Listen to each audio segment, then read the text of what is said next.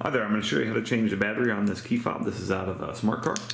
Only thing you really need is your new battery. This takes a 2032, and you get these on Amazon, very inexpensive.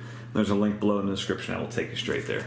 And then just a normal flat blade screwdriver, nothing out of the ordinary.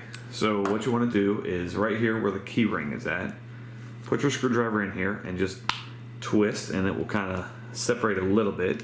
And then just kind of go around, work your way around, and that top comes off. You don't have to take the key ring off, you can just leave it there. And then take your battery out right here. And that is your 2032. Okay, take that out. And your new battery, it actually says right there plus side down. So put that in plus side down. Like that. This side in first. And then put this back on and give it a nice firm squeeze. And you're all set. Thanks so much for watching. Make sure you hit that thumbs up button.